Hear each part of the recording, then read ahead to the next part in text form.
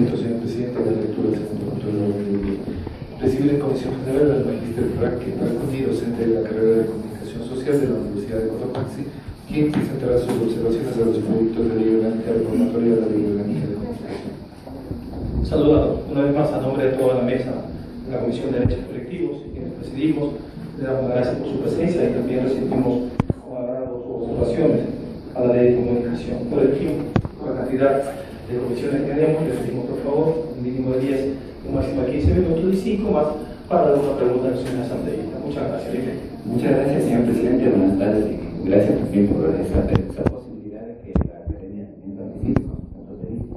Nosotros queremos plantear un elemento central para la discusión, y es que nos parece que hay un error de concepción de origen en la discusión de la ley. Es el mismo error que cometió la actual ley vigente y creo que pudiéramos cometer el mismo en la propuesta del presidente Freire.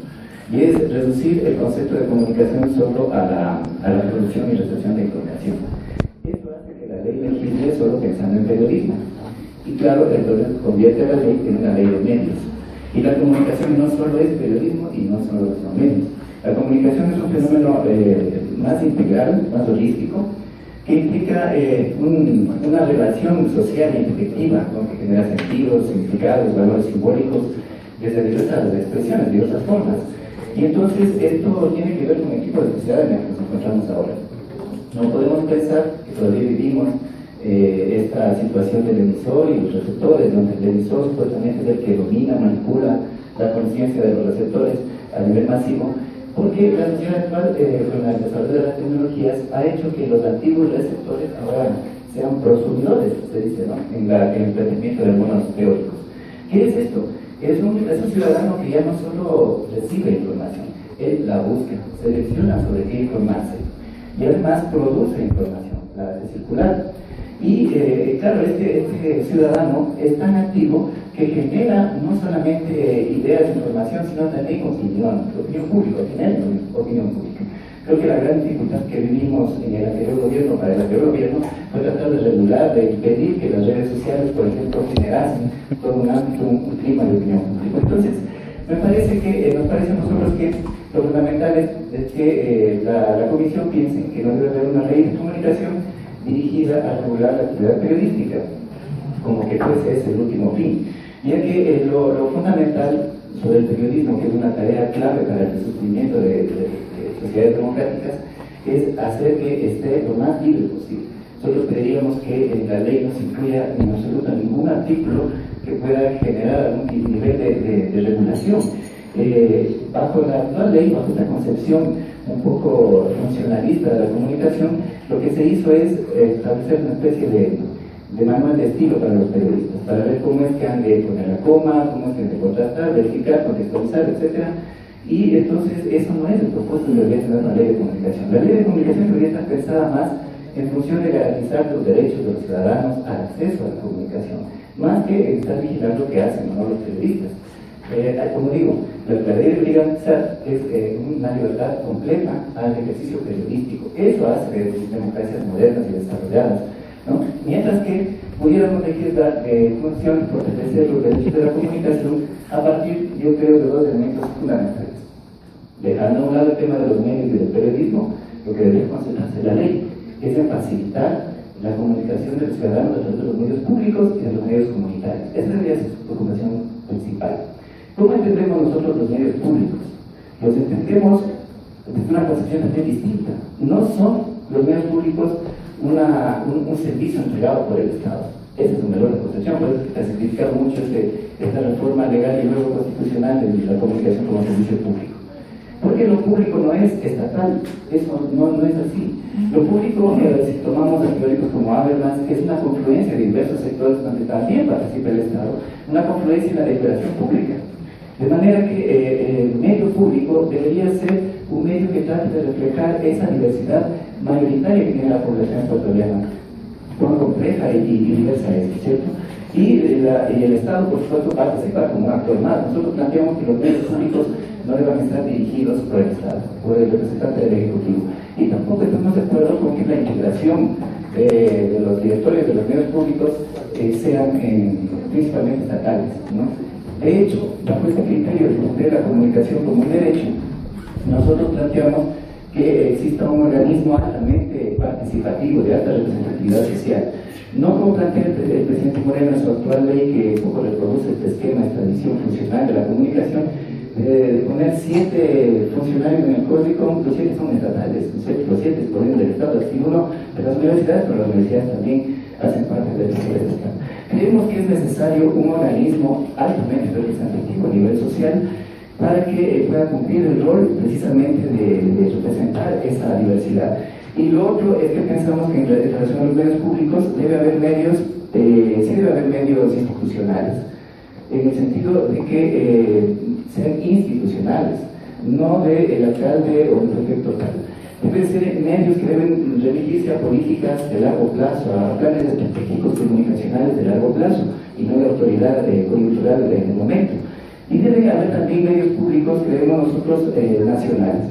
En nuestra opinión debe haber solo 2 medios públicos nacionales: un canal de televisión nacional, que en este caso sería Ecuador TV, y una radio pública nacional.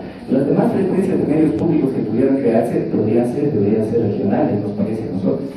Y en esta integración de los medios públicos regionales, creemos que, y estamos de acuerdo con nuestro compañero de la UPL, creemos que la universidad, la academia, tiene un rol fundamental que jugar, precisamente para abrir la deliberación pública, el debate público, para ser el líder en relación de forjar estos procesos de comunicación pública, generando la máxima participación posible. Nos parece que a nivel regional pudieran las universidades, las carreras de facultades de comunicación hacerse cargo de constituir estos medios y de ayudar a que la ciudadanía se haga cargo de los medios, no las universidades, sino la ciudadanía. Entonces, nos parece también, finalmente, que el otro aspecto clave que debería legislarse en la ley para garantizar una auténtica democratización de la comunicación es el tema de los medios comunitarios.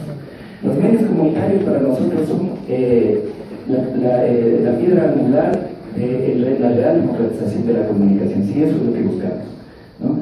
Creemos que hay que cambiar también de concepción sobre los medios comunitarios respecto a lo que ahora se ha venido pensando. Los medios comunitarios han sido vistos como lo marginal, lo chiquito, lo territorialmente ubicado en un espacio pequeño, incluso lo limitado en términos de agendas temáticas a cuestiones muy inmediatas de su realidad inmediata.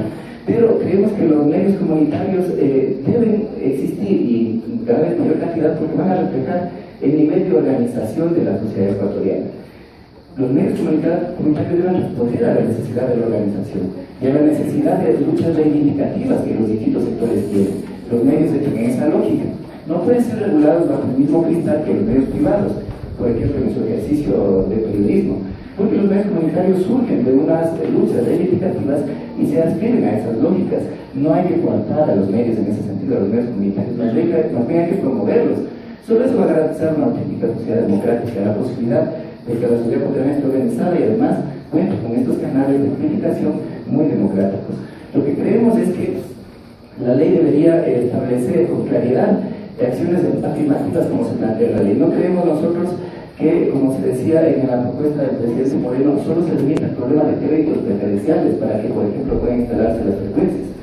Creemos que es necesario que se destine un 20% al menos de lo que necesita un medio comunitario para funcionar directamente desde el Estado, a través de la publicidad oficial del Estado contratada en estos medios, inclusive también a través de producciones que el Estado requiere para la difusión de distintas campañas y contenidos que requiere hacer producidos en estos medios.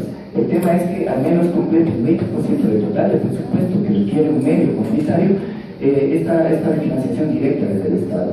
Y por supuesto, el otro 80%, ¿cómo ha de ser? No podemos castrar el medio comunitario desde su origen, porque uno de los artículos que plantea este tema de que el medio comunitario puede tener estos créditos preferenciales, un artículo antes se dice que el medio comunitario no tiene fines de lucro.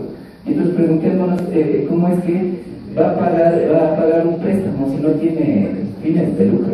Es decir, se le corta al mismo tiempo las posibilidades de desarrollo. El medio comunitario, además de recibir soporte estatal, debe tener libertad de colocar publicidad que no atente contra su línea editorial, contra el propósito que tiene el medio comunitario. Eso sí, el medio comunitario además debería recibir aportes en función de donaciones, etcétera, que puedan permitirle garantizar su autosostenimiento. El medio comunitario no es tampoco que va a estar libre, digamos, en una especie de libertinario.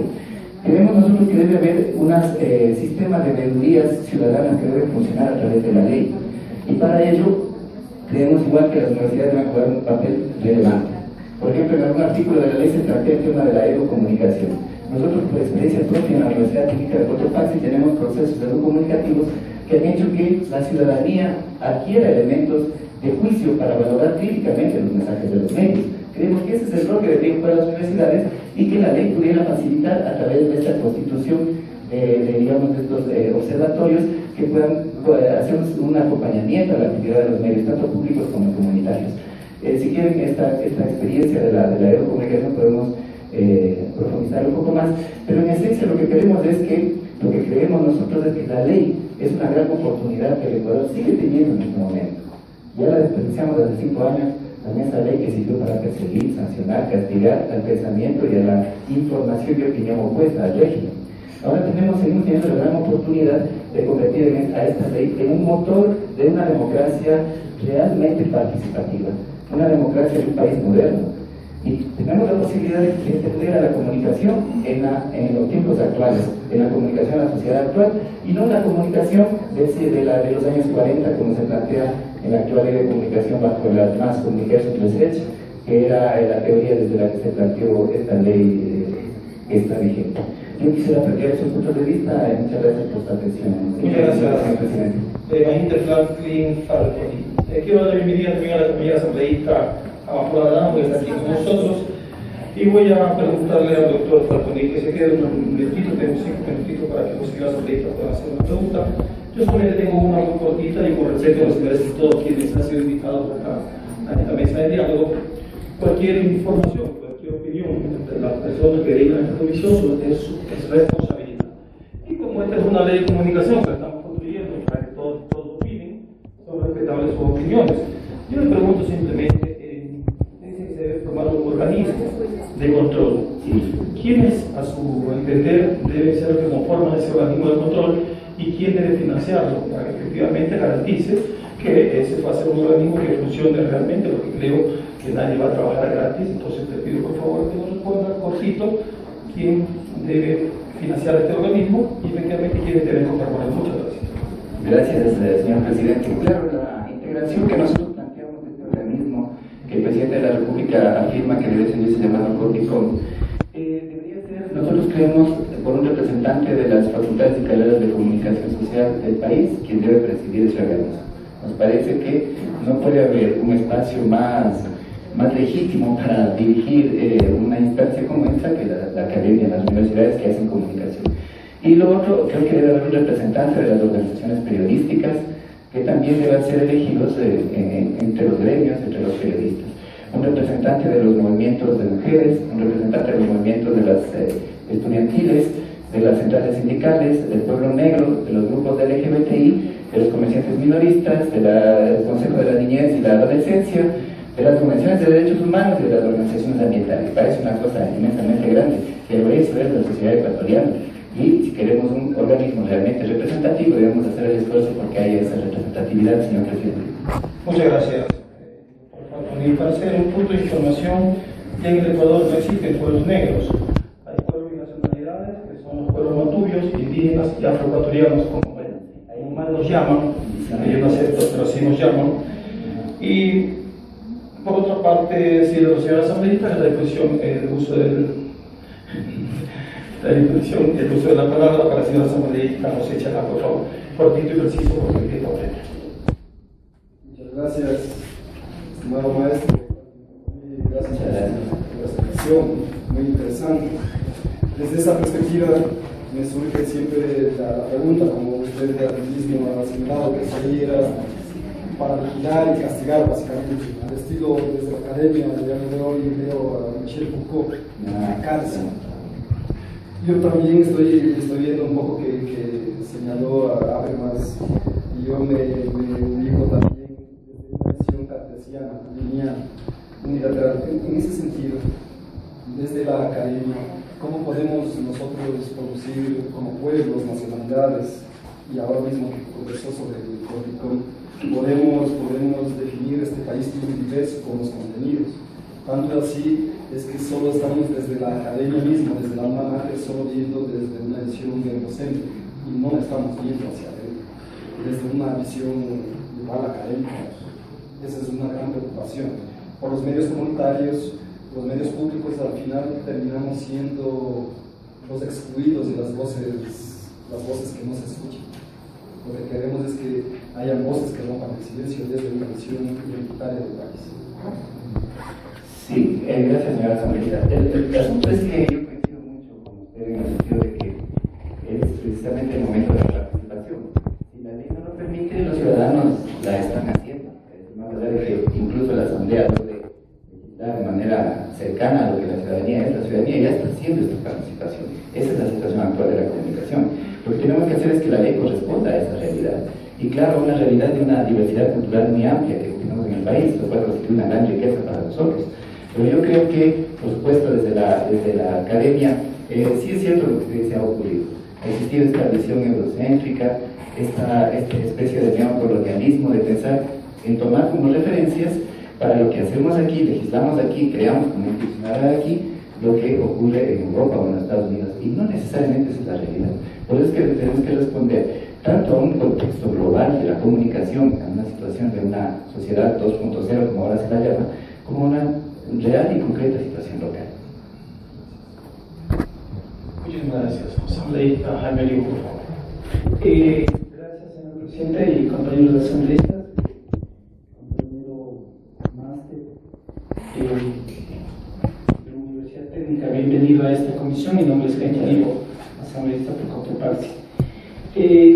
La pregunta concreta sería más bien, a más de lo que dijo el compañero José Chalán, ¿usted cree que es importante o sería indispensable si partimos de los pueblos y comunidades como derechos colectivos, donde realmente se originan las luchas sociales, la organización política, donde realmente se podría decir que hay una forma de participación diversa?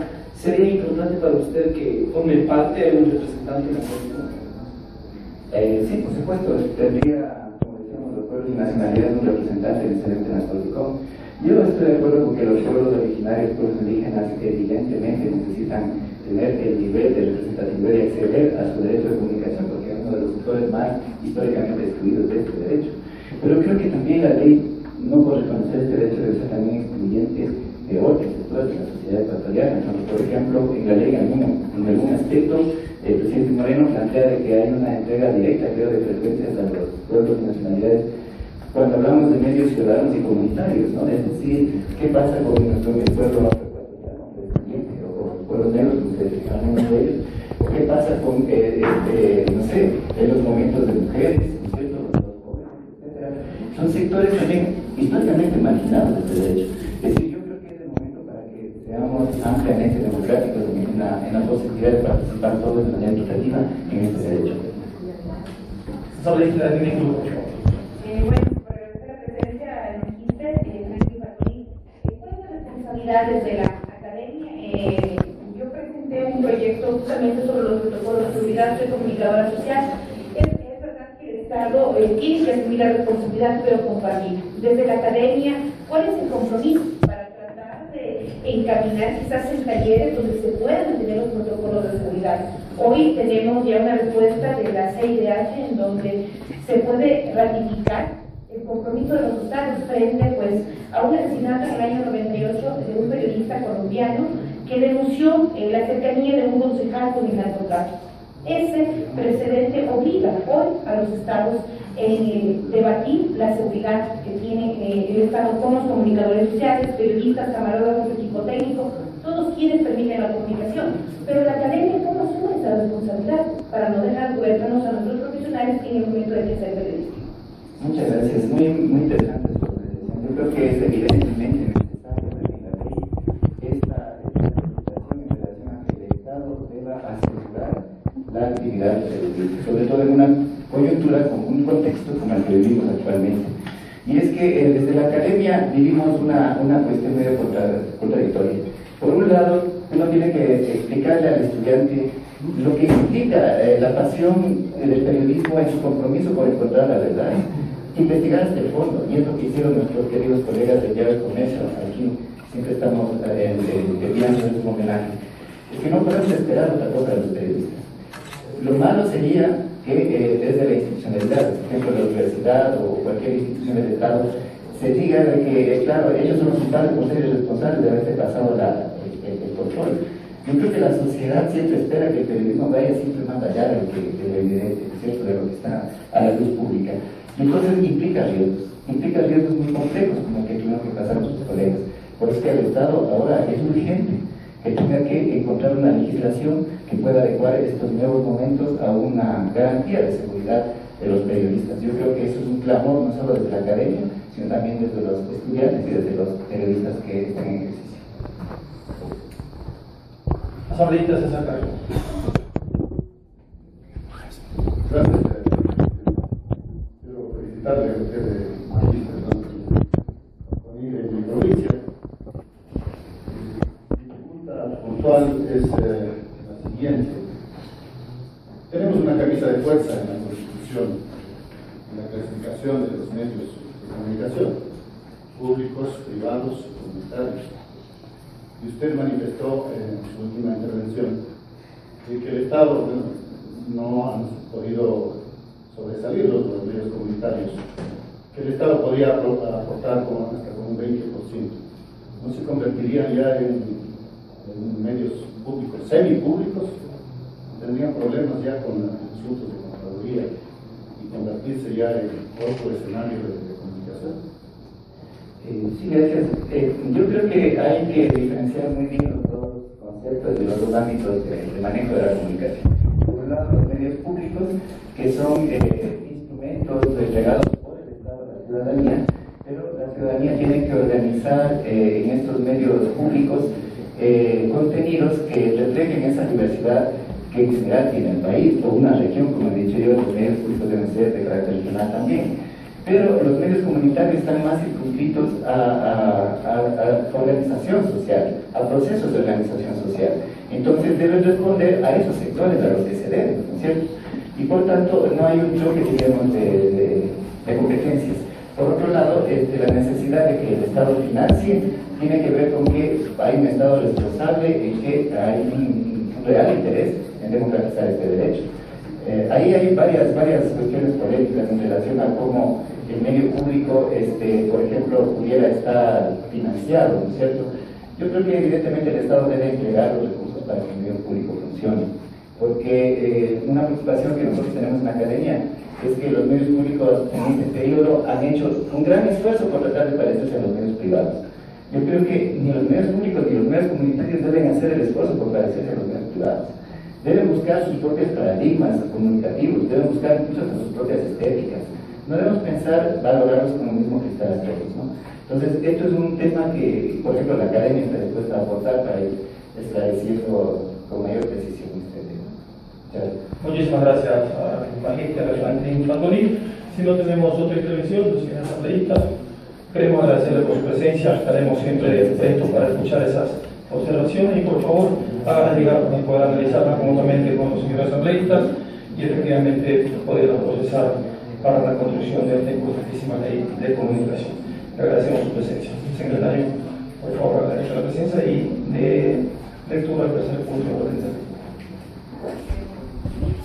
Agradeciendo la presencia del magíster Franklin Zucconi, señor presidente, me permito la lectura del tercer punto de orden del día. Recibir en Comisión General a la doctora Sara Sánchez Vega, directora de la Oficina de Organización de las Naciones Unidas para la Educación, la Ciencia y la Cultura en Quito, que presentará sus observaciones de los proyectos de ley orgánica reformatoria de la Ley Orgánica de Comunicación. Señor presidente, también quiero informarle que no se encuentra presente la doctora Sara Sánchez, sin embargo, ha llegado a la proyectiva Salazar. Doctora, bienvenida a la Comisión de Derechos Humanos. Muchas gracias. Muchas gracias. Saludos a mi director y representante Sara Sánchez Vega. Desde la UNESCO y desde el Sistema de Naciones Unidas saludamos estas iniciativas de consulta que involucran a todos los actores que están relacionados con la Ley Orgánica de Comunicación. Inicialmente tenía media hora para la exposición, pero Voy a hacer un esfuerzo de síntesis para no tomarme más de los 15 minutos que el presidente de la comisión le ha dado todo, pues bueno, para hacer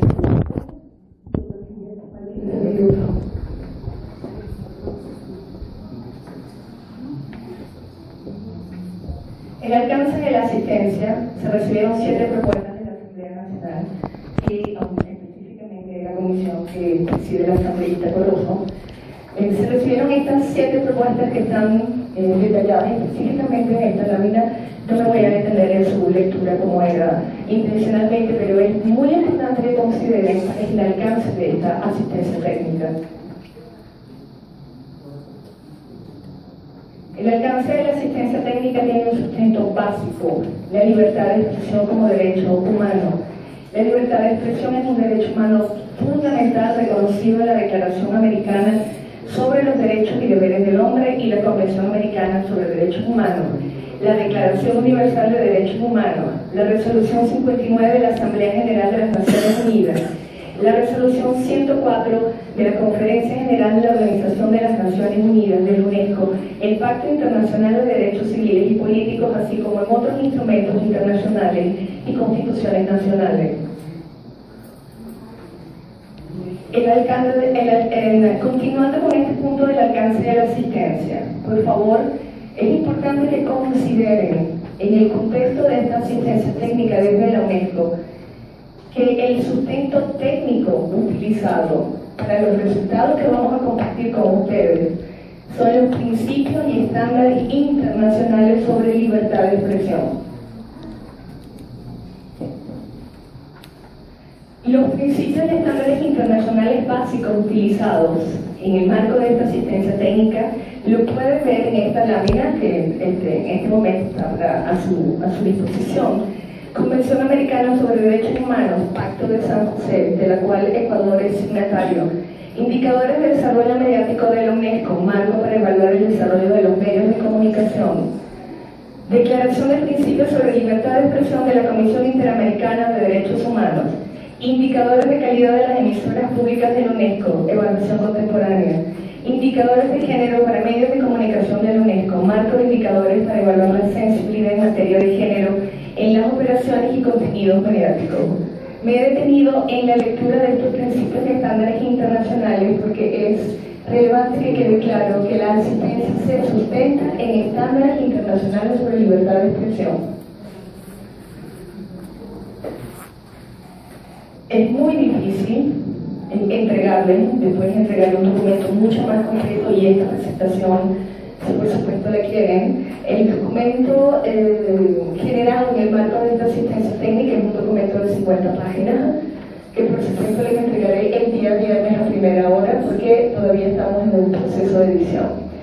Los temas detectados en el análisis de las 7 propuestas, los temas sustantivos fundamentales no se incluyeron todos, pero nos tomamos la libertad de incluir estos temas básicos: normas éticas, derechos laborales, derecho a réplica, asuntos judiciales, gestión de frecuencias y concentración de la propiedad, gestión de frecuencias e independencia de la concesión, Cordicom, responsabilidad ulterior, censura previa y estado de excepción, censura previa y contenidos violentos, censura previa y contenidos discriminatorios, cadenas oficiales. El análisis de la UNESCO es un análisis comprensivo y general de todo el cuerpo de las 7 reformas, como se desprende de la intervención de los colegas de las instituciones universitarias. El análisis y el involucramiento de las instituciones universitarias en la ley tiene un enfoque muy específico. El análisis de la UNESCO es el cuerpo de la ley. Por eso es que destaco que es un análisis comprensivo e integral de las 7 propuestas que hemos tratado de plasmar en la medida de lo posible en el documento y en esta presentación. Me permito destacar que esta presentación solo menciona aquellos artículos de las 7 propuestas en el marco de estos temas sustantivos detectados que no se acogen exactamente o no se acoplan en todo sentido a los estándares internacionales de libertad de expresión.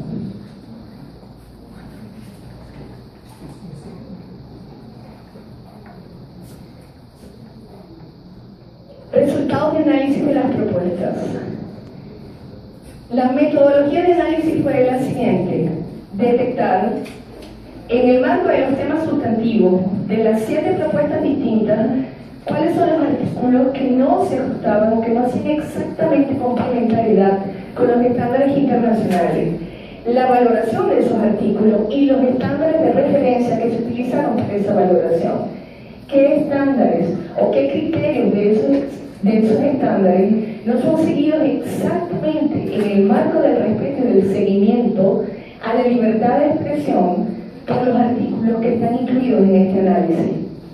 Normas éticas, creo que no vale, yo voy a entregar esta presentación y después el documento de análisis, pero por favor noten que a la izquierda está mencionado el artículo específico y de quién es la propuesta.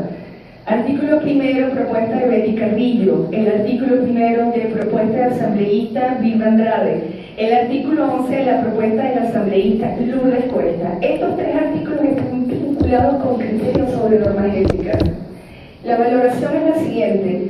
Las normas éticas no sustituyen a la regulación por ley, pero no pueden ser definidas ni sancionadas por el Estado. Para eso existen los códigos deontológicos y la relación que se establece desde el Estado y desde el ciudadano con los medios de comunicación es una relación de calidad y de buena fe. Por eso se presume que los medios de comunicación sustentan su trabajo en códigos deontológicos y éticos específicos, que en la región hay muchos ejemplos y UNESCO y Naciones Unidas tienen material en abundancia que con gusto puedo suministrar desde nuestra oficina. Las normas éticas no pueden estar expresadas con términos vagos o genéricos. Hay una constante en todo este análisis de las 7 propuestas. Mientras más clara la redacción, menos espacio para la interpretación y más oportunidades de que las relaciones entre los actores que están vinculados con el sistema de comunicación social sean efectivas, transparentes y enriquecedoras en el marco de los objetivos de la ley.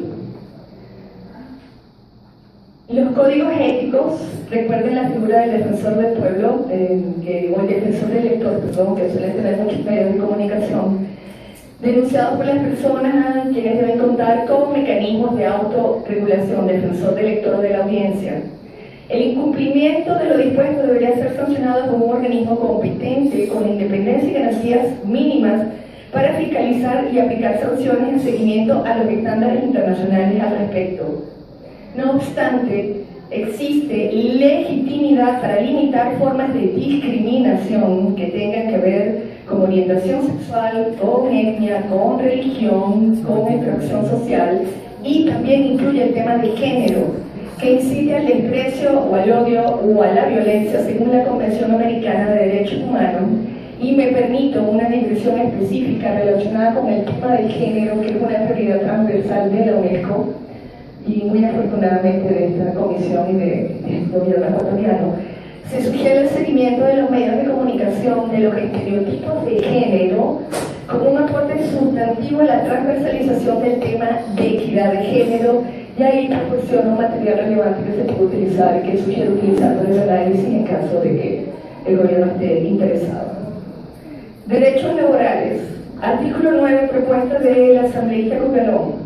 Los derechos laborales adquiridos y seguridad jurídica, si bien no existen estándares internacionales al respecto, la garantía de estabilidad y de respeto de los derechos laborales de periodistas y de los comunicadores sociales también es un elemento importante, no solo en términos de estabilidad laboral, que por supuesto corresponde según toda la legislación laboral y los derechos humanos vinculados con ello.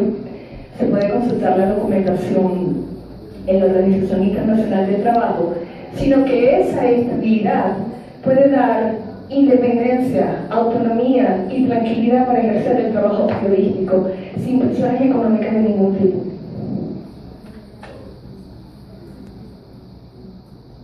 Derecho a réplica. Artículo 5, Yanin Cruz, propuesta de asambleísta Wilma Andrade y propuesta del Ejecutivo Nacional. Está reconocido expresamente por la Convención, pero no incluye el derecho a réplica tal como está definido en la actual LOC o en estas propuestas. Asuntos judiciales. Propuesta de asambleísta Yanin Cruz. valoración, establecer muy claramente en el marco de la ley la sensible frontera entre el derecho a la honra y el interés público, cuando la información vinculada con un proceso judicial que ya cuenta con una sentencia firme, es conveniente o no es conveniente difundirlo cuando toca un tema sensible vinculado con seguridad pública y seguridad de las personas, por supuesto, los niños y las mujeres. Gestión de frecuencias, artículo 14, 18 y 78 de distintas propuestas. Creo que es fundamental detenerse en este punto, frecuencias para el sector comunitario. La derogación de reservas de espectro para el sector comunitario es incompatible con los estándares internacionales de libertad de expresión. Concurso público con atención a condiciones equitativas. Las concesiones para el uso de frecuencias para el sector privado y comunitario deberían adjudicarse mediante concursos públicos abiertos y transparentes, en igualdad de oportunidades y sin requisitos excluyentes según los estándares internacionales de libertad de expresión. Y yo me permito agregar en este punto, tomando en consideración en esos procesos la capacidad técnica, especialmente de las radios comunitarias, no excluirla de este proceso de concurso para la concesión de radiofrecuencias por el hecho de que no tienen unos grandes equipos porque la cobertura no es muy amplia. Independencia y autonomía del organismo con atribución por ley para adjudicar frecuencias. La integración del Cordicom debería ajustar su criterio de mayor autonomía e independencia de actuación en procesos tan relevantes como la concesión de frecuencia. Gestión de frecuencias y concentración de la propiedad. Este es un punto fundamental que tiene que ser mencionado de forma específica en la ley. Los límites a la concentración indebida con el fin de garantizar la diversidad y el pluralismo en el sistema de medios de comunicación es un requerimiento para la existencia de una sociedad democrática y la plena vigencia de la libertad de expresión. Estos límites incluyen medidas tales como impedir que determinadas personas, empresas o grupos económicos concentren la propiedad o control de medios, concentración de medios. La democratización de la comunicación pasa por una norma específica sobre la figura de la concentración de la propiedad de medios. Gestión de frecuencia e independencia como requisito sine qua non y obligatorio en el proceso de concesión. Independencia y autonomía del organismo con atribución por ley para adjudicar. Esto hace referencia al punto anterior. Cordicom. Por supuesto que ustedes están al tanto de las propuestas que tienden a la eliminación de la Supercom y al cambio en la Cordicom y al fortalecimiento del Cordicom. Valoración, la integración del Cordicom no garantiza la necesaria independencia gubernamental de la autoridad reguladora, en tanto la mayoría de sus componentes tienen una relación directa o indirecta con el gobierno. Censura previa. Interpretación de los alcances de la censura previa. Como todo lo que tiene que ver con el ejercicio de la comunicación y con las actividades vinculadas con la comunicación, mientras menos difusa la línea, mejor. En este caso hay que tomar en consideración si los alcances de la censura previa tocan la libertad de expresión de los dueños y de los gerentes de los medios de comunicación, que también tienen libertad de expresión, también tienen el derecho de ejercer la libertad de expresión, en cuanto a la línea editorial del medio. Responsabilidad ulterior. La exoneración de responsabilidad por comentarios de terceros en su página web es un estándar internacional, pero no debería ponerse como condición la identificación plena y previa del autor. En Internet, el anonimato, en ciertas circunstancias, es condición para el ejercicio de la libertad de expresión, porque a veces la gente opinando arregla su vida. Censura previa y estado de excepción. En estados de excepción pueden restringirse ciertos derechos humanos, pero la propia convención menciona algunos que no, por supuesto, el derecho a la vida, por ejemplo, pero que no se menciona taxativa y expresamente la libertad de expresión como derecho inderogable. Debe mantenerse el criterio de que cualquier restricción debe ceñirse a principios de necesidad y especialmente de proporcionalidad.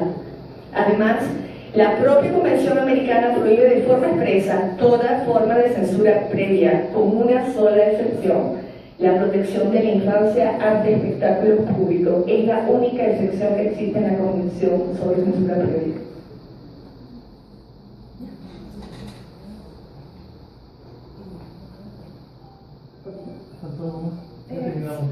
Sí, ya terminaron los 15 minutos, me dan 5 más. Sí, dos. Censura previa y contenidos violentos. Sí, claro, entiendo, no se preocupe. Censura previa y contenidos violentos.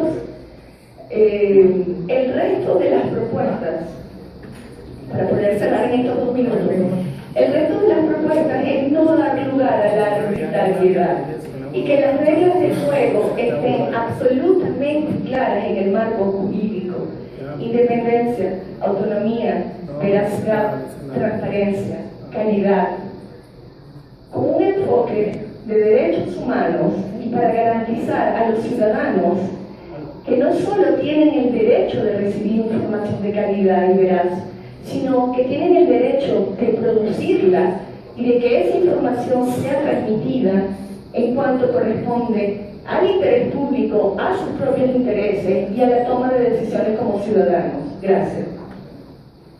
Gracias a ustedes, doctora. Me disculpo por el corto tiempo, pero comprenderán, tenemos 7 comisiones generales y todo lo que hay que aportar para la construcción de esta ley. Yo solamente un minutito nada más para que usted me responda, por favor, si tan amable. El tema de la Colicum, su conformación y financiamiento. Por favor.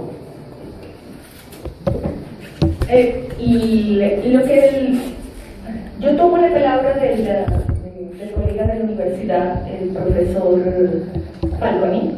Son 7 miembros y son 7 miembros que representan el Ejecutivo, ¿no? En términos generales.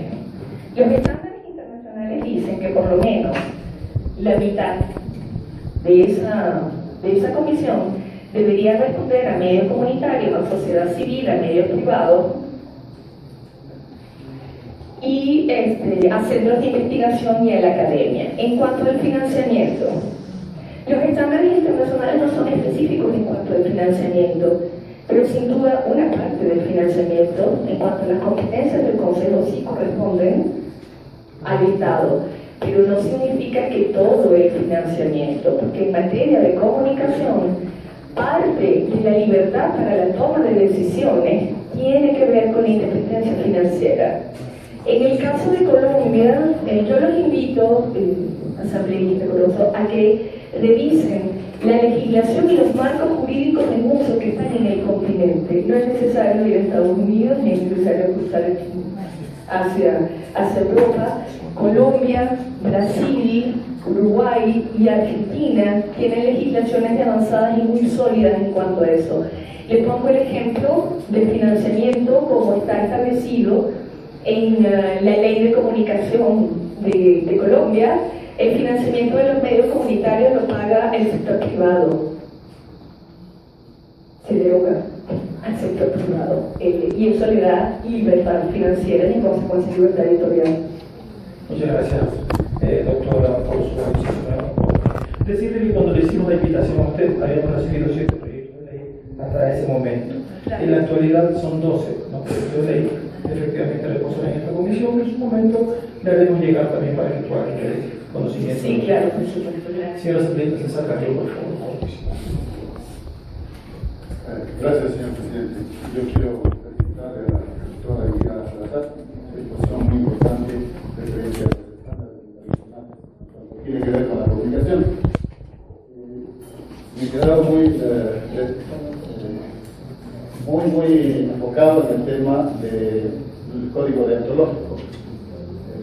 Si en verdad en la ley anterior existían 30 normas regulatorias regulando la ética y la moral, en la reforma están 29, es decir, lo retiraron 1.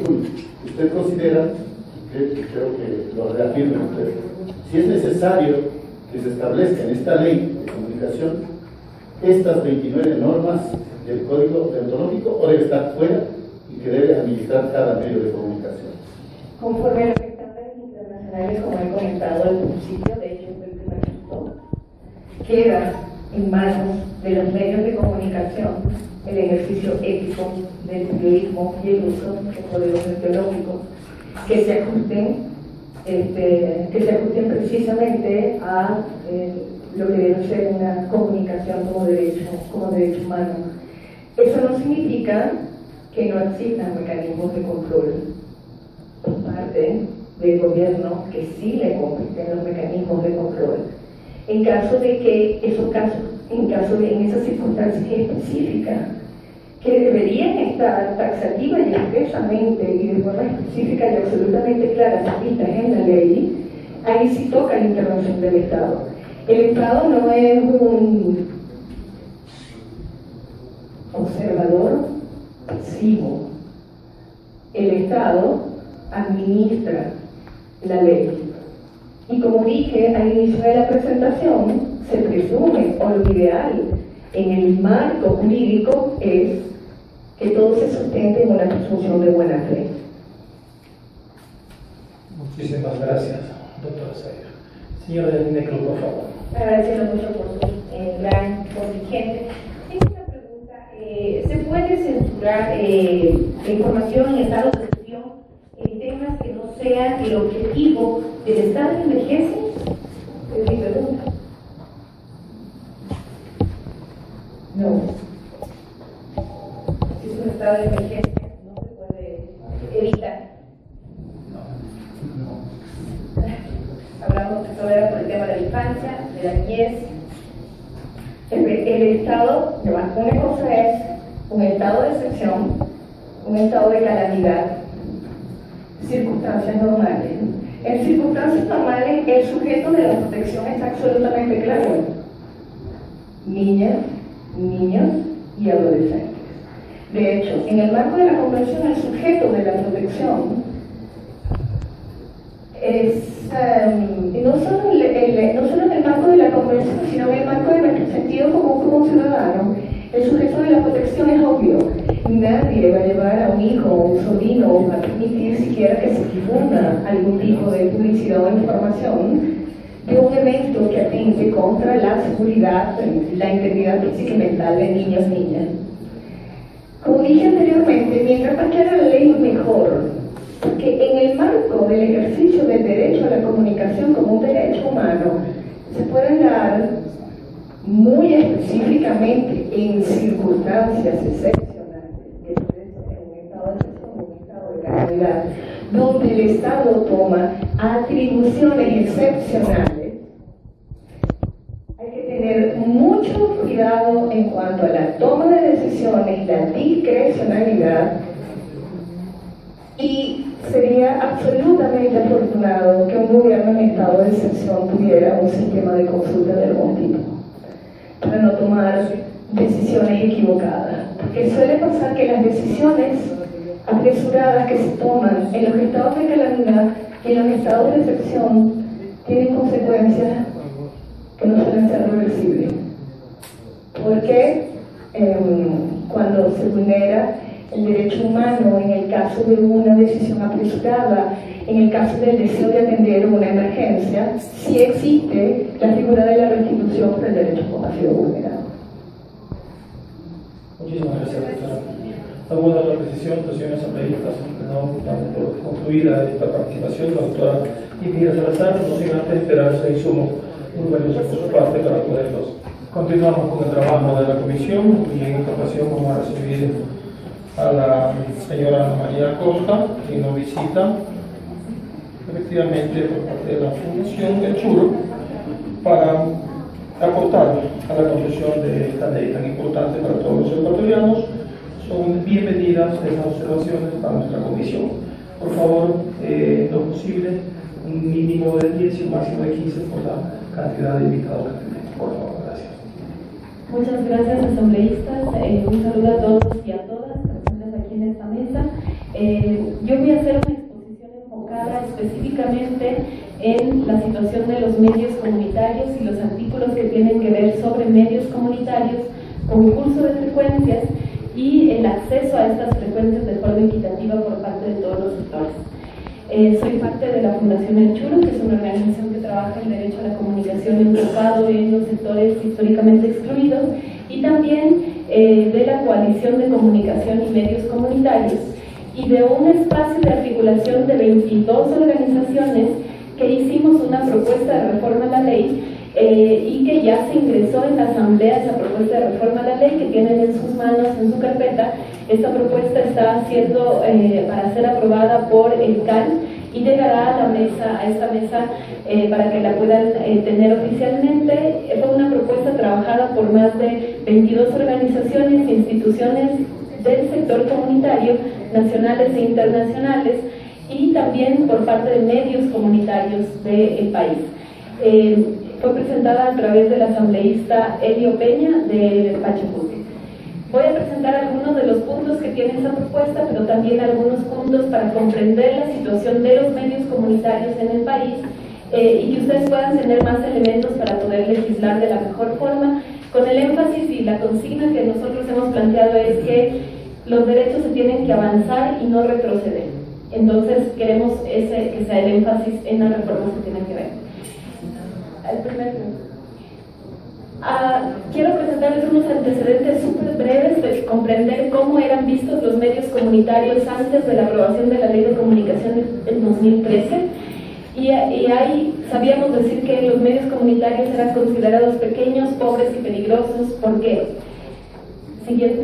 No, a la anterior a esta. La siguiente, perdón. Siguiente, ya. Porque la ley de radiodifusión que fue aprobada en la época de dictadura, que fue la que estuvo presente con varias reformas en los años 90, hasta la aprobación en el 2013 de la ley de comunicación que modificó esta ley, que derogó, digamos, esta ley, los medios comunitarios tenían varias restricciones. Decíamos que eran considerados pobres, pequeños y peligrosos porque tenían en la ley de radiodifusión limitación de cobertura a la cobertura comunal, porque estaban dentro de la ley de comunas, entonces era una cobertura muy pequeña. Segundo, tenían prohibición de recibir publicidad. Y tercero, requerían un permiso de las Fuerzas Armadas porque eran considerados, dentro de la Ley de Seguridad Nacional, los medios comunitarios eran considerados peligrosos, entonces requerían un permiso especial de las Fuerzas Armadas para poder operar. Si volvemos a la anterior, estas restricciones fueron eliminadas recién en el 2002, cuando se hizo una demanda de inconstitucionalidad presentada por el sector comunitario, por CORAPE, por CONAIE y por ECOARUNAI. Entonces, recién en el 2002 se quitó estas prohibiciones y estas restricciones para los medios comunitarios. Pasamos a la siguiente. Ya. Cuando viene la nueva Constitución hay un cambio y esto es importante considerarlo, porque es parte de ese derecho, la creación a medios de comunicación social, y uno de ellos es la creación de medios comunitarios. El artículo 17 dice que en la Constitución dice claramente que se asignarán métodos transparentes en igualdad de condiciones para el acceso a las frecuencias, además que se facilitará la creación de medios comunitarios. Y esta frase es clave porque esta frase es la que hemos tomado para la propuesta que viene en adelante que les voy a presentar. El punto número 2 del artículo 17 dice: en especial para las personas y colectividades que carezcan de dicho acceso o lo tengan de forma limitada. Eso quiere decir que estamos diciendo que es un derecho constitucional el acceder a los medios comunitarios, en especial a las personas, colectividades que no han podido acceder a los medios de comunicación, no lo han hecho de forma limitada. Y otro de los derechos que está adscrito a esta posibilidad de acceder es que se prohíbe el oligopolio, el monopolio directo e indirecto de la propiedad de los medios de comunicación y el uso de las frecuencias. Siguiente.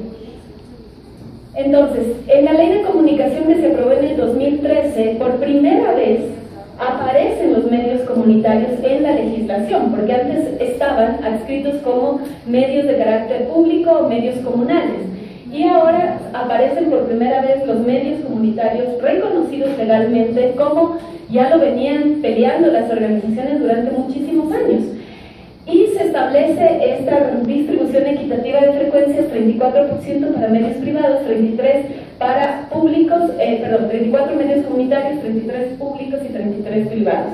Y además hay algo que aparece en esta nueva legislación que no estaba antes y que implica un cambio trascendental para los medios comunitarios, que ya no son sujetos de prohibición, o sea, ya no se los ve como peligrosos a prohibirles cosas, sino más bien se dice que necesitan acciones afirmativas para que puedan existir. Entonces ya estamos hablando de otra situación muy distinta hacia los medios comunitarios. Siguiente.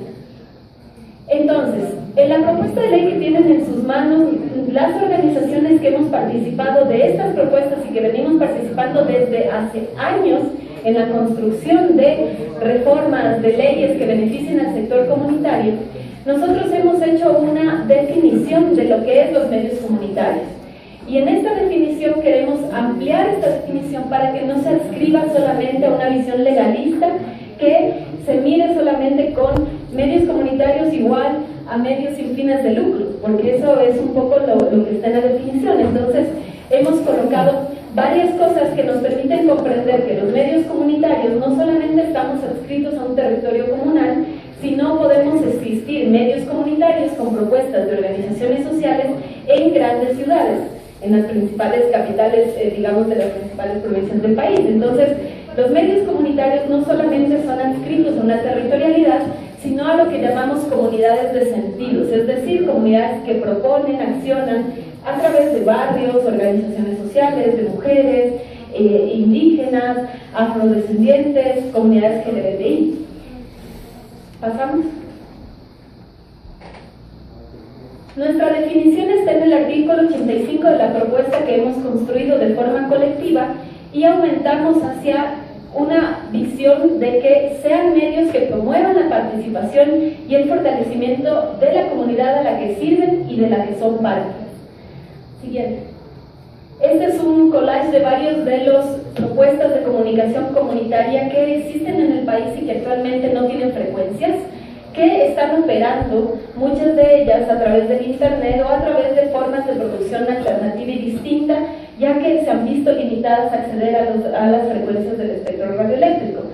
Está una radio en el páramo de Quimsacocha, perteneciente al FOA, Radio Jatariquichua de la Amazonía, Centro de Juventudes de Esmeraldas, que está en Esmeraldas, trabajando con jóvenes afrodescendientes en Esmeraldas, la Huambra Radio aquí en Quito, trabajando con colectivos sociales, música independiente, colectivos diversos, LGBTI. Están infinidad de propuestas. APA, que hace televisión comunitaria, una radio feminista de organizaciones de mujeres y diversidades.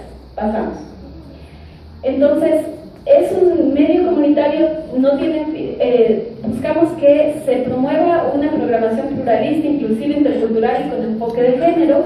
Además, aquí hay un pedido específico de las organizaciones indígenas que dicen que los medios comunitarios serán cuyos titulares, comunas, pueblos y nacionalidades se regirán por sus propios derechos y tendrán una gestión técnica y administrativa financiera de carácter comunitario. Esto fue un pedido de las organizaciones, sobre todo indígenas, que querían que se entienda que el carácter comunitario tiene que ver con sus formas organizativas de vida y de gestión técnica y administrativa. Siguiente. En la ley de comunicación nos alegra muchísimo que de las 12 reformas que hemos podido revisar, son poquísimas y creo que son las que no están acorde a los parámetros internacionales, como lo acaba de decir la señora de UNESCO. La mayoría de las propuestas que han llegado a esta mesa no quitan el 34% para medios comunitarios, lo mantienen, porque digamos es algo que está ahí y que no se puede retroceder. Como decía la representante de UNESCO, es un derecho que la reserva del espectro. Pero nosotros lo que estamos proponiendo en esta reforma de ley es cómo lo logramos. Y ahí queremos darles elementos técnicos a través de datos que hemos recopilado en estos años de trabajo con las organizaciones comunitarias. ¿Cómo logramos el 34% para medios comunitarios? Pasemos. Planteamos 4 puntos necesarios. El un punto es el desconcentrar las frecuencias ilegales que tienen que ser revisadas.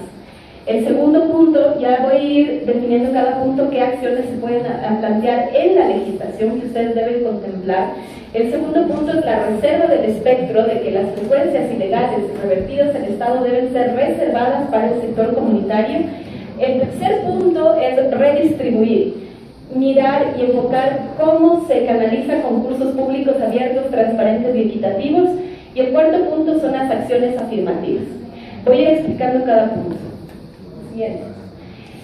El primer punto que era desconcentrar. Este cuadro es un cuadro del 14 de agosto del 2014 es los datos que la Secretaría Nacional de Telecomunicaciones tiene en 2014 sobre las frecuencias. Ustedes como asambleístas podrían solicitar una información más actualizada a Arcotel sobre la situación del espectro radioeléctrico. Nosotros el dato que tenemos es este de 2014. Aquí apenas, como pueden visualizar, el 1,8% apenas pertenecen a concesiones de medios comunitarios. Esto es de radiodifusión comunitaria. El 81% está en manos privadas y el 17,18% está en medios públicos. Entonces, para desconcentrar ese espectro y que ese espectro sea equitativo y pase a ser a 24% de medios comunitarios, tenemos que hacer acciones. Y la ley anterior, que está siendo reformada, tenía muy pocas formas de cómo ejercer este derecho del 34%. Nuestra propuesta es de que ya se observaron varias frecuencias ilegales en el informe de Contraloría, observó varias irregularidades, hizo 60 recomendaciones, 1.583 frecuencias fueron observadas ya en el 2009.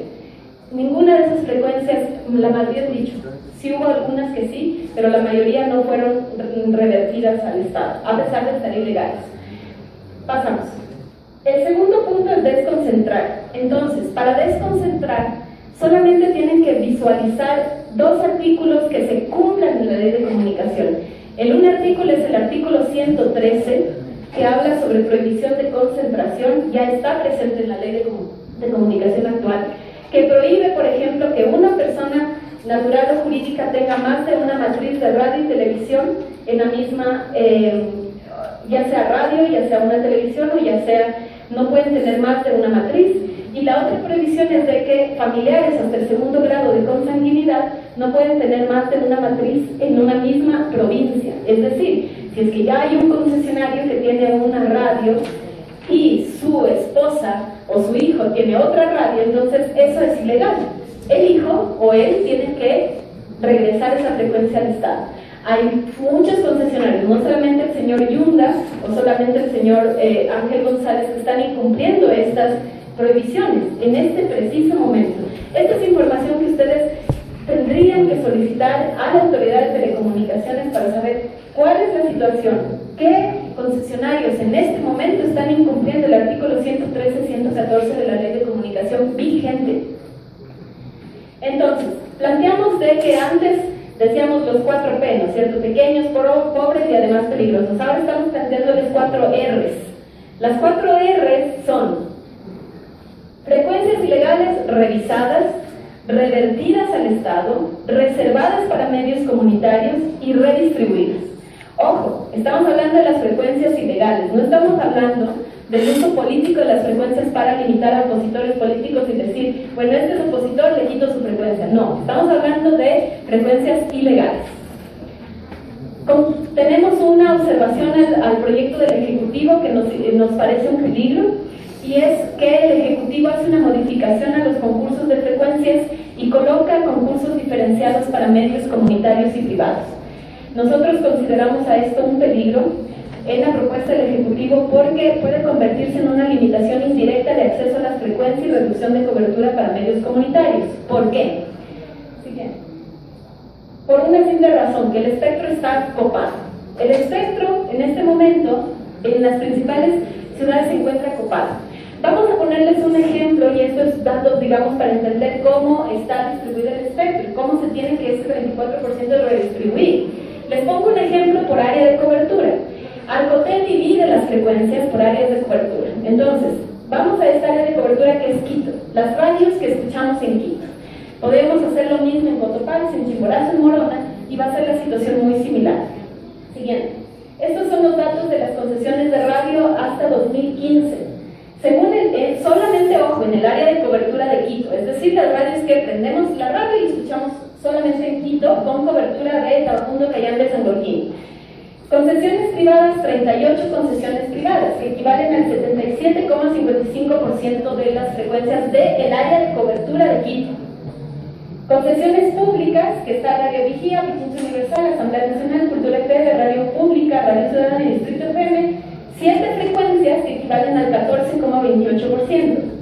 Concesiones comunitarias de las iglesias, ojo, hacemos esta distinción porque es necesario mirar cuál es la característica de estas frecuencias, son 4 concesiones comunitarias, pero que pertenecen a iglesias, que equivalen al 8,16. Y de organizaciones comunitarias que pertenecen a organizaciones sociales laicas, no hay ninguna en el área de cobertura de Quito. Siguiente.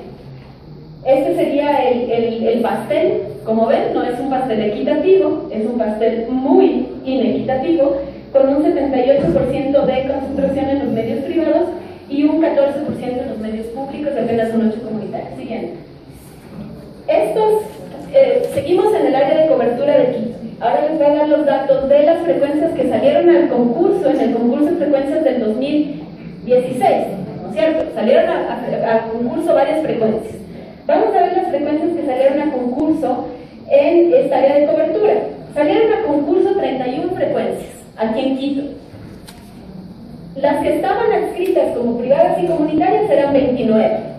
Y las que salieron a concurso para exclusivamente comunitarias fueron 2, pero que ya están ocupadas por la Radio Católica y HCJB. El porcentaje de frecuencias que salió a concurso en el 2016 es el 62% de las frecuencias de Quito, del área de cobertura de Quito. Ojo, estamos hablando de más de la mitad de frecuencias que salieron a concurso porque se encuentran no caducadas o tienen que tener se encuentran caducadas básicamente. Siguiente. Entonces, ¿cuál es el peligro con este panorama de concentración? Si hacemos un concurso diferenciado para medios comunitarios y medios privados, ¿qué frecuencias van a ser asignadas para los medios comunitarios si no hay disponibilidad en la mayoría de capitales de provincia? ¿Cuáles van a ser las frecuencias? ¿Marginales? ¿Frecuencias que se encuentran nuevamente en comunas? Por eso decimos que es una limitación indirecta de cobertura, es algo que está prohibido por la Constitución. Segundo, ¿qué pasaría con ciudades donde simplemente no hay frecuencias disponibles? Entonces nunca saldrían esas frecuencias a concursar para los comunitarios, si no se mantendrían solo para los privados. Y aquí hay una cosa que hay que tomar en cuenta. El lenguaje es necesario. Mirar, cuando hablamos de frecuencias y del espectro radioeléctrico, estamos hablando de un recurso que pertenece a todos los ecuatorianos y ecuatorianas, es un recurso estratégico y que no tiene propietarios, es decir, los medios que están ocupando ahora las frecuencias son concesionarios, no son propietarios de las frecuencias. Entonces el Estado debe mirar cómo administra esa concesión, ¿no? Siguiente. Propuesta del concurso. La propuesta que está presente en nuestra ley es que los medios comunitarios y los medios privados concursen por una misma frecuencia en aquellas ciudades donde el espectro está copado, porque si no, ¿cómo vamos a redistribuir? ¿Por cuáles concursamos? Y lo que sí queremos es que se diferencien los requisitos, que es muy distinto a diferenciar concursos, que se diferencien los requisitos. Y en los lugares donde sí haya disponibilidad, ahí sí, pues se pueden hacer concursos solo para comunitarios, porque necesitamos distribuir. Siguiente. Además, proponemos que para lograr la equidad, como manda la Constitución, como mandan los organismos internacionales, se establezca literalmente en la ley un porcentaje de 30% de puntuación total establecida en el concurso para promover la equidad. Esto actualmente no está, por lo cual ha sido considerado incluso por la Contraloría como medida de acción afirmativa y legal. Por eso creemos necesario que debe estar escrito en la ley el puntaje extra en los concursos para medios comunitarios. Siguiente. Estas medidas son un derecho, está en la Constitución. Siguiente. Vamos a ver otro peligro de la propuesta del Ejecutivo sobre las acciones afirmativas. El Ejecutivo mantiene las medidas de acciones afirmativas, pero coloca una frase que dice: siempre y cuando se encuentren legal y técnicamente justificadas. Esta frase consideramos que contradice todo el énfasis y el principio de acciones afirmativas, porque si decimos que necesitamos acciones afirmativas es porque hay un grupo que requiere esas acciones. Entonces, es innecesario colocar cuando legal y técnicamente estén justificadas, porque eso pone en duda como si que los medios comunitarios no requeriramos medidas de acción afirmativa cuando estamos diciendo que lo requerimos. Siguiente. Esta es la propuesta que se encuentra presente en nuestra reforma de ley, y es que estas acciones afirmativas sean otorgadas exclusivamente a aquellos grupos de organizaciones que hayan tenido una discriminación histórica, que hayan carecido de acceso a los medios de comunicación o lo tengan de manera limitada. Con esta especificación, colocamos justamente, colocamos justamente un candado para que grupos privilegiados que se hagan pasar por medios comunitarios reciban medidas de acción afirmativa. Y ahí hacemos una pregunta: ¿las iglesias requieren medidas de acción afirmativa? ¿Son las iglesias un sector excluido que ha tenido una discriminación histórica y no ha podido acceder a los medios? Hago esa pregunta. Datos del 2009 de la Auditoría de Frecuencias. Fue identificada la iglesia, en sí, las iglesias, como un sector concentrador de frecuencias. Datos del 2009, 30 radios y televisiones evangélicas, una radio de la religión bahá'í, 91 radios y televisiones de la Iglesia Católica, 20 radios AM, 58 radios FM, 9 de onda corta. ¿Es la iglesia un sector que no ha accedido a los medios comunitarios, a los medios de comunicación? Sería esa la pregunta y por eso colocamos ese criterio en las acciones afirmativas que deben ser para quienes lo requieran y no hayan podido acceder a los medios. Siguiente. Puntajes extras es lo que les acabé de decir que necesitamos que esté eso presente en la ley. Siguiente. Y esta es una de las propuestas que planteamos también, que se incluya en la reforma de la ley, que es la sostenibilidad de los medios. Está en la mayoría de propuestas de ley dice que se va a destinar un 20% de publicidades, un 10% de publicidad estatal para los medios locales. Nosotros proponemos que se aumente, medios comunitarios, porque somos distintos, no es lo mismo un medio local de un empresario que puede ser muy, muy rico localmente, a que un medio comunitario de una organización indígena. No es lo mismo, tiene que decir medio comunitario. Siguiente. Esto es algo que quisiera que lo tomen en cuenta como un insumo para la mesa, para saber que todo lo que estamos planteando en nuestra reforma está acorde a los parámetros internacionales, y es este documento que es de la Relatoría de la Libertad de Expresión, que se llama Estándares de Libertad de Expresión para una radiodifusión libre e incluyente. Aquí hay varios puntos que hablan sobre medios comunitarios y la forma en que se deben dar los concursos. Siguiente. No voy a leer por falta de tiempo, pero ustedes pueden revisar el informe. Siguiente. Siguiente. Entonces, criterios finales. No se pueden retroceder en derechos, no podemos incluir regresiones hacia los medios comunitarios, aunque sean indirectas. Los medios comunitarios son un actor indispensable y estamos ahorita en un momento muy clave. Recuerden que en este momento más del 70% de las frecuencias están caducadas y tienen que concursar por esas frecuencias, la mayoría de medios ahorita. Ese es el momento de hacer una distribución equitativa. ¿Es ahora o si no? Más adelante ya será muy tarde. Siguiente. Muchas gracias. Quiero agradecer la participación de la señora María Costa. Por cuestión de tiempo y porque utilizó 29 minutos, no vamos a pedir a la señora asambleísta, por favor, que haga preguntas por respeto a nuestros invitados. Solo decirle, estimada Ana María, que ya estará aquí en la mesa de la comisión, vendrá el Contralor General del Estado para que nos hable acerca de los concursos, cómo se han llevado a cabo los mismos y efectivamente a quienes pertenecen. También estará aquí el ministro de Telecomunicaciones, el ingeniero Guillermo León. También estará aquí el presidente de Arcotel por el tema del espectro. Y nuevamente invitaremos al presidente de Cordicom y también al secretario de la Comunicación. Vamos a tomar sus observaciones, como debe ser, con respeto y con altura, para que la comisión las analice y efectivamente ver en dónde se están efectivamente violando los derechos y poderlos restituir a los medios comunitarios. Muchísimas gracias por su presencia. El tiempo nos apremia, muy amable. Secretario, por favor, agradezca la presencia de la señora María Acosta y de lectura al siguiente punto. Amapola Naranjo, sincera y proponente del proyecto de ley, le hemos invitado, gracias al pedido de la señora asambleísta Carmen García. Señora asambleísta, sea bienvenida. Hemos querido siempre que sus observaciones las haga por escrito, pero por el respeto que se merece como asambleísta le damos la voz para que venga a la comisión y se manifieste al respecto de sus observaciones. Por favor, 10 minutos mínimo y 15 máximo para poder escuchar de sus expresiones. Bienvenido, gracias. Muchísimas gracias, señor presidente, compañeros, colegas, asambleístas, todos. Gracias por la oportunidad. Comienzo indicando que hemos presentado por escrito hace pocos minutos la propuesta que traigo, que es muy cortita y también será muy breve en la exposición.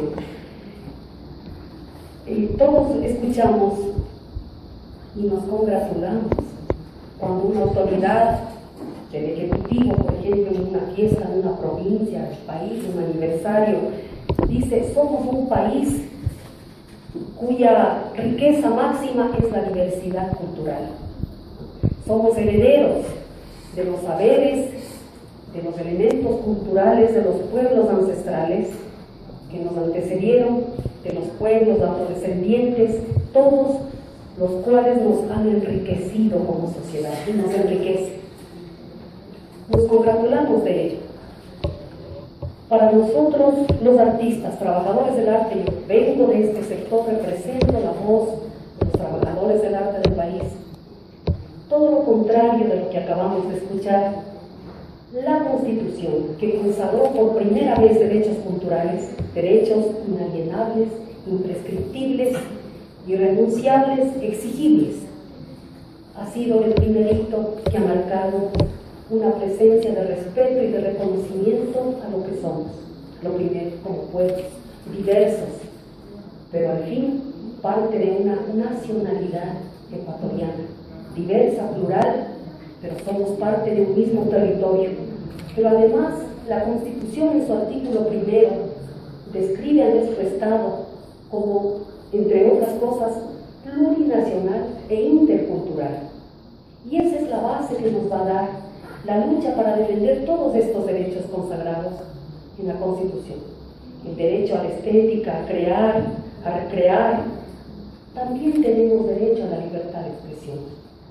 Los pueblos ancestrales, que son la base de nuestra nacionalidad, han vivido y han pervivido con sus elementos culturales desde el margen de la sociedad, desde la postergación infeliz a la que nos condenó la colonia.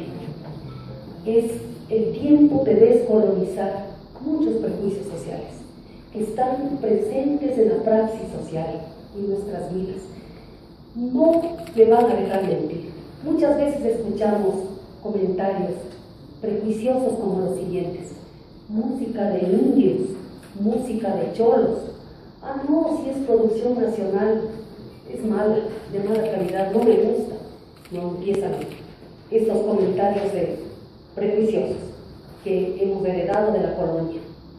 No se ha dado el valor verdadero del reconocimiento como parte de la nacionalidad a los pueblos ancestrales que nos conforman como sociedad.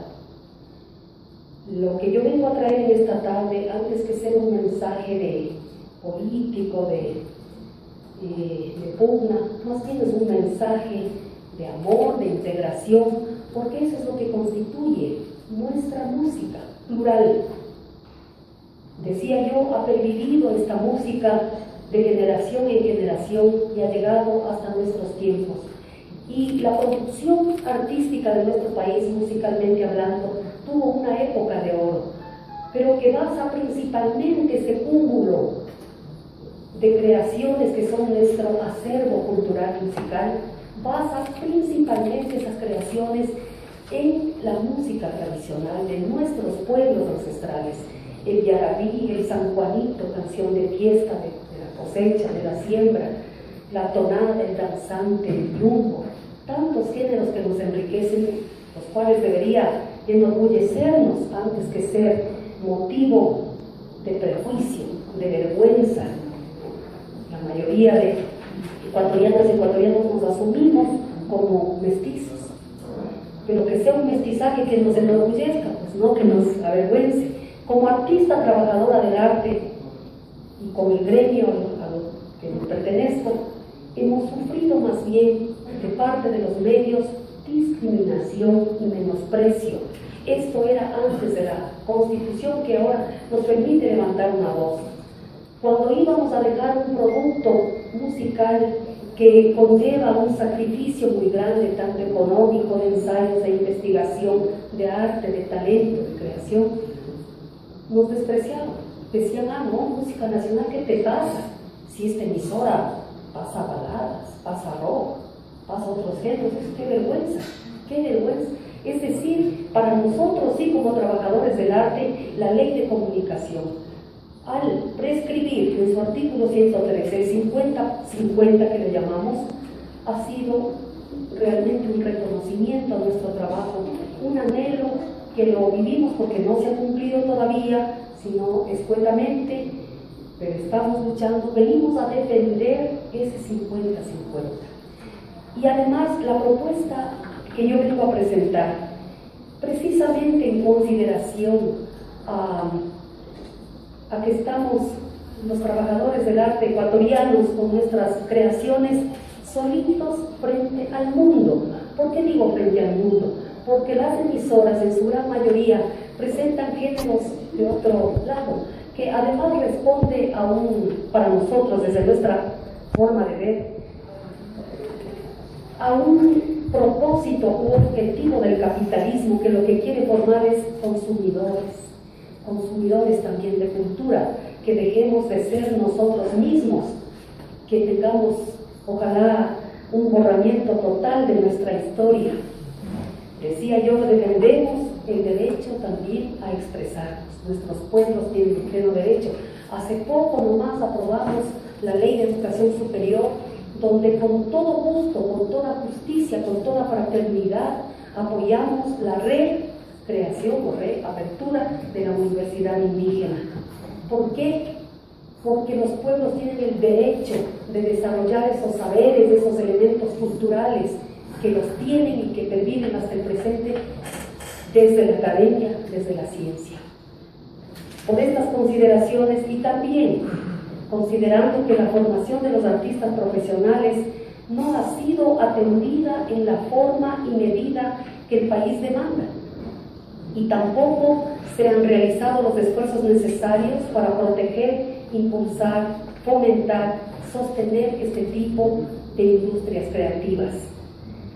Considerando también que los anteriores elementos han hecho que la producción nacional musical no tenga la dimensión ni la variedad que podría esperarse y que está en capacidad de generar nuestro sector artístico con la adopción de medidas positivas que dimanen de los derechos culturales que están consagrados en la Constitución, artículos 21 al 25 y 377 al 380.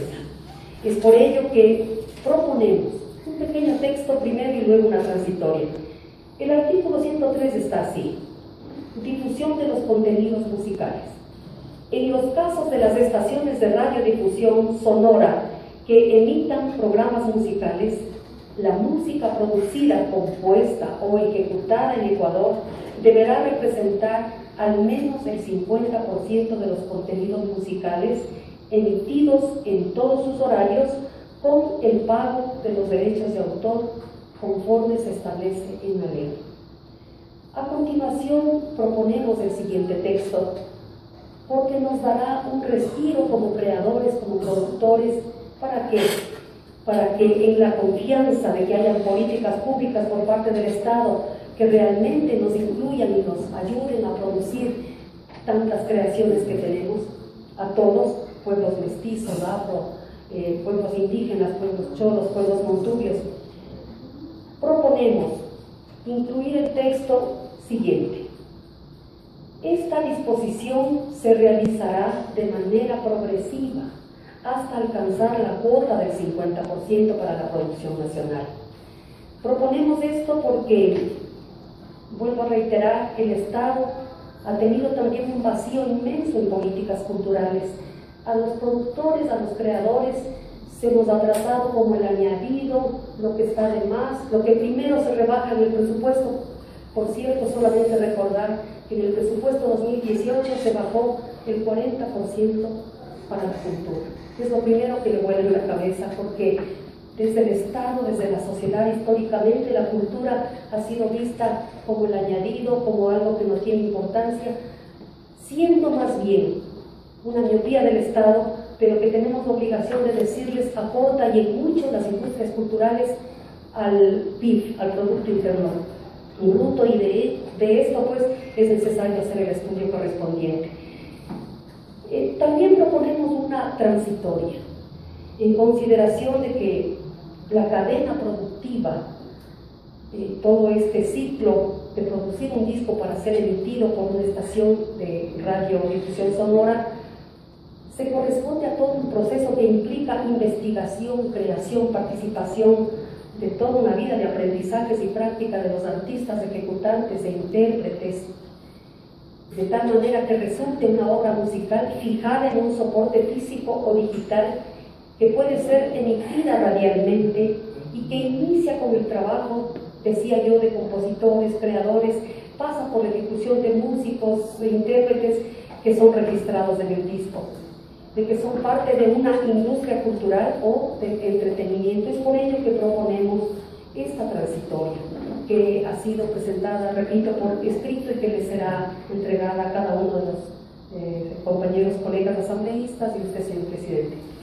La transitoria dice: la Autoridad Nacional en materia de cultura e industrias culturales, en coordinación con la Autoridad de Comunicación y la encargada del desarrollo industrial, realizarán programas y proyectos anuales para fomentar la producción musical que incluyan todo el ciclo productivo, a fin de que las obras musicales de producción nacional puedan ser generadas, registradas y difundidas a través de las estaciones de radiodifusión y otros medios.